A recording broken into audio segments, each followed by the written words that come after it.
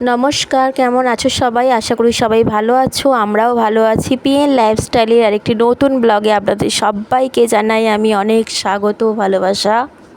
যে যেখান থেকে আমার এই ভিডিও দেখছো সবাইকে আমি জানাই অনেক ধন্যবাদ আমার এই ভিডিও দেখার জন্য। আর সবাই প্লিজ এভাবে আমার পাশে থেকো, প্রত্যেক দিন আমার ভিডিও দেখো। আশা করি তোমাদের সবার ভালো লাগবে। ভিডিওটা শেষ পর্যন্ত দেখার অনুরোধ রইল। আশা করি তোমাদের সবার অবশ্যই ভালো লাগবে। আর এই দেখো বৃষ্টি হচ্ছিল, পরপর কদিন তো বৃষ্টি হলো। বৃষ্টি হওয়ার পরে মানে যখন না বৃষ্টি হয় তখন মনে হয় কবে বৃষ্টি হবে, মানে যখন রোদ থাকে। আবার কটা দিন বৃষ্টি হলে মনে হয় যেন ভালো লাগছে না, মানে চারিদিক যেন স্যাঁতস্যাঁত করছে, এবার রোদটা বেরোলে বাঁচি।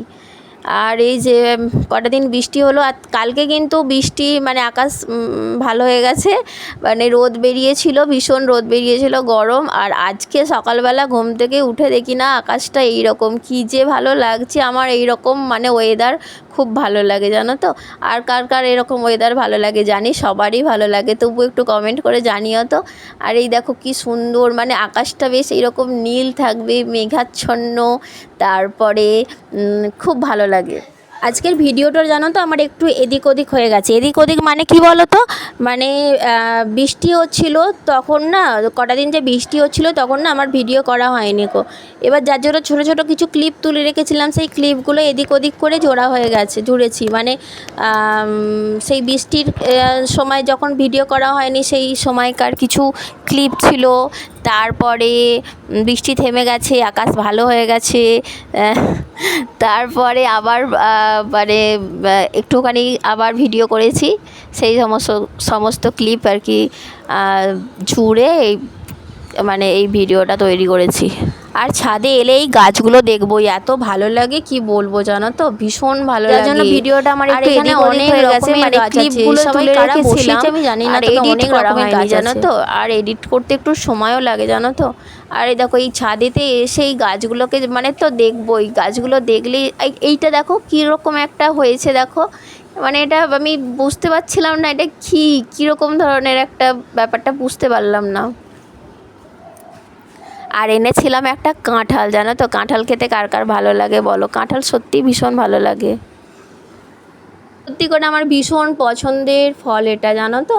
আর কার কার ভালো লাগে? আমার বড়ও অতটা পছন্দ করে না, আমার ছেলেও অতটা পছন্দ করে না, যার জন্য আমার মানে আনা হয় না।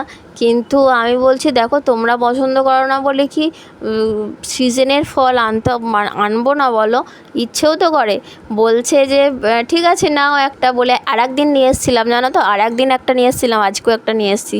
মানে আজকে যেটা নিয়ে এসেছি সেটা 100-150 টাকা মতো দাম নিয়েছে। আমি অত বুঝি না।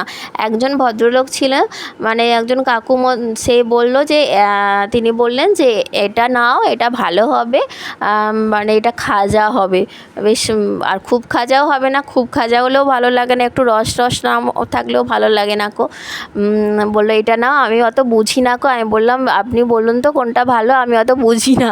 বলছে তুমি এটা নাও ভালো হবে। আমি আবার যেটা বললো সেটাই নিলাম, তবে দেখলাম ভালোই, খারাপ নয়, ভালো। কাঁঠালের অনেক অনেক অনেক কোয়া ছিল, আর পুরো একটা গামলা আর একটা পুরো মানে থালা পুরো ভর্তি হয়েছিল। মানে আমার একটা ভুল হয়ে গেছে, সেটা হচ্ছে যে একদিনে পুরো কাঁঠালটা না কেটে যদি একটু রেখে দিতাম, আবার পরের দিন কাটতাম তাহলে ভালো হতো। কিন্তু যার জন্য আর যদি ফ্রিজ থাকতো তাহলে কোনো ব্যাপার নয়, মানে কেটে ওটা ফ্রিজে রেখে দিলেই মানে ভালো থাকতো। যেহেতু ফ্রিজ নেই, মানে অত কাঁঠাল খাওয়াও যাবে না কো। এবার যার জন্য ওটাই একটুখানি আমার ভুল হয়ে গেছে, মানে পুরো কাঁঠাল আমি এবার বুঝতে পারছি না রেখে দিলে যদি খারাপ হয়ে যায়, এরকম ভেবেছি। কিন্তু কি খারাপ হতো না, ওটাকে ভালো করে অর্ধেকটা কেটে আর হচ্ছে ভালো করে ওটা মুড়ে, একটা কাপড় ছাড়া করে মুড়ে ভালো করে রেখে দিলেই থাকতো, ওটা কিছু হতো না, ভালো থাকতো। কিন্তু ওটাই একটুখানি ভুল করে ফেলেছি। আমি কি করেছি, একদিনই পুরোটা কেটে ফেলেছি, আর অত কাঁঠাল তো একদিনে খাওয়া যাবে না। তারপরের দিন আমি ভাবলাম কি ভালো থাকবে, সেই মশারি পেথেগুলো হয় না, সেই জাল জাল মতো ওই পেথেগুলোকে আমি ভাবছি যে ঘরে তো মাঝে মাঝে এসি চলে, পাখা চলে সব সময়, ওটা ওই পেথেটা ঢাকা দিয়ে রেখে দেবো, মনে হয় ভালো থাকবে। ও বাবা, তার পরের দিন দেখছি জানো তো, আর এখানে বিছানাটা একটু গুছিয়ে নিচ্ছিলাম জানো তো, আর তার পরের দিন দেখছি কি কম বেশ বেশ অনেকগুলোই ছিল। তারপরের দিন দেখছি কি মানে কীরকম একটা টক টক লাগছে। আমি এবার অনেকগুলো কাঁঠাল, খুব খারাপ লাগছিল, খুব খারাপ লাগছিল। মানে কি করব, আবার ফেলে দিলাম, মানে খাওয়া তো যাবে না, কীরকম একটা টক টক লাগছে, যার জন্য ফেলে দিতে হলো। ওটা খুব খারাপ লাগছিল জানো তো। এরকম জিনিস কিনে নিয়ে এসে পয়সা দিয়ে নষ্ট আমি খুব কমই করি, নষ্ট করি না, কিন্তু সেটা যদি একদম নষ্ট হয়ে যায়, খাওয়া না যায়, সেখানে তো আর কিছু করার থাকে না, যার জন্য ফেলে দিতে হয়। এবার আমার বিছানা গোছানো হয়ে গেছে, ঘরটা ঝাঁটটা দিয়ে দিয়েছি। তারপরে এবার এই যে একটুখানি বালতিতে জল ভরে নিচ্ছি, করব ঘরটা মুছে নেব। ঘরটা মোছার জন্য একটুখানি জলের মধ্যে সফেদ আর ফিনাইল দিয়ে দিলাম। আমি না বেশি বলেছি তোমাদেরকে, জানো তো, বেশি বেশি করে ফিনাইল দিয়ে ঘর মুছি। আর সফেদটা দিতে হয় এটা আমি না জানতাম না, জানো তো। আমার একদিন আমার দিদা বলছে যে সফেদ দিবি। এবার আমি কি করেছি, সফেদটা দিয়ে দেখছি যে সত্যি সত্যি সফেদটা দিলে একটা ঘরটা মানে মোছার পরে একটা মানে ঘরটা যখন শুকনো হয় না, পাটা দিতে এত ভালো লাগে, মানে যেন কি ফ্রেশ লাগে। সত্যি সফেদ দিলে কিন্তু মানে ভালো, আমি জানতাম না এটা। আমাকে বলার পর থেকে আমি প্রতিদিন একটু করে ঘর মোছার সময় না একটু সফেদ দিই। সত্যিই মানে ঘরটা প্রচুর প্রচুর ফ্রেশ লাগে একদম। আর এনেছিলাম বাজার থেকে একটা লাউ, তারপরে এই যে লাউয়ের ঝোল করব, লাউয়ের তরকারি হবে, লাউ ঝোল হবে। তার জন্য লাউটা কুটে নিচ্ছিলাম। এই লাউটার দাম নিয়েছে জানো 30 টাকা, 30 টাকা না কত দাম নিয়েছে, লাউটা দাম নিয়েছে। আর লাউ খেতে, জানো তো, লাউ খেতেও বেশি পছন্দ করে না, কিন্তু আমার লাউটা বেশ ভালোই লাগে, খারাপ লাগে না। লাউটাকে যদি পেঁয়াজ আদা রসুন দিয়ে ভালো করে ঝোল করা হয় ভালো লাগে, আর কিছু লাগবে না, লাউ ঝোল দিয়েই ভাত খাওয়া হয়ে যাবে। আমার তো ভালোই লাগে। আর হ্যাঁ, এদিকে দেখিয়ে দিয়ে এনেছিলাম 1 পেটি ডিম, জানো তো। 1 পেটি ডিমটা কেন নেওয়া, 1 পেটি ডিম নিলে একটুখানি কমে হয়। মানে এই দেখো, একটা পেটির দাম নিয়েছে 190 টাকা নিয়েছিল, আগে নিয়েছে।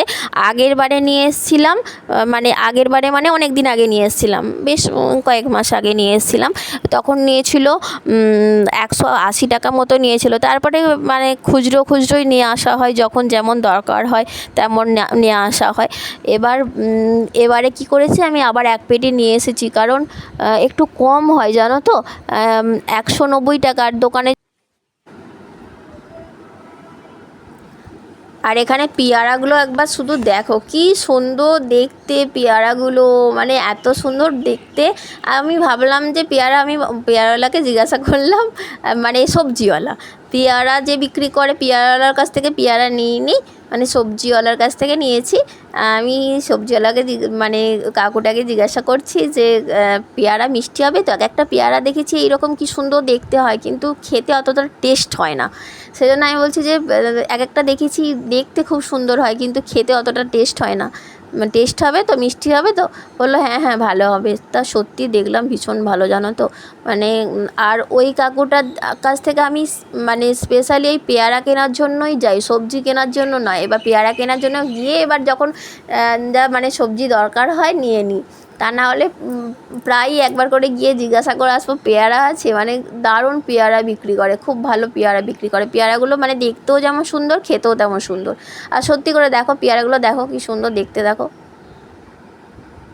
আর এটা কিন্তু পেয়ারার সিজন, এখন পেয়ারারই সিজন, ওই জন্য বাজারে এত পেয়ারা উঠছে। সিজনের ফল কিন্তু সবাইকে, যখন যেটা সিজনে যে ফল যে সবজি সেটা কিন্তু খাওয়া উচিত, সবাইয়ের খাওয়া উচিত।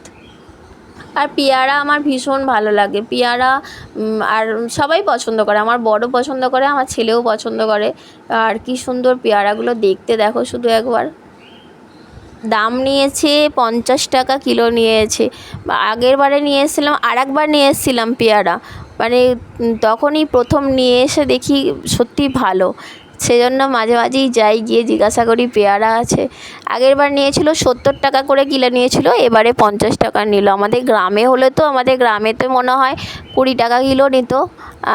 যেহেতু এখানে শহরে, আবার এই এলাকাটা এমন একটুখানি মানে এয়ারপোর্ট এলাকা তো, যার জন্য একটু দামগুলো সমস্ত জিনিসেরই দাম একটু বেশি বেশি। আর হ্যাঁ, ডিমটা যেটা বলছিলাম বলে দিই, দোকানে দাম নিলে দোকানে পার পিস বোধহয় 7 টাকা করে নেয়, তাহলে 7 টাকা করে নিলে 30টা, এক পেটিতে 30টা ডিম থাকে, দাম হচ্ছে 210 টাকা, 30 21 210 টাকা। আর এখানে আমার 100, আগের বারে তো 180 টাকা নিয়েছিল, এবার 190 টাকা নিয়েছে। ও যাকে 10 টাকা বেশি নিয়েছে। আর মানে তবু একটু, মানে একটু কমেতে হয়, কটা ডিম ফ্রিতে পাওয়া যায়, মানে একটু কমেতে হয়, তাই না বলো? আর এখানে এটা কি করছি বলো তো, এটা হচ্ছে আমন্ডগুলোকে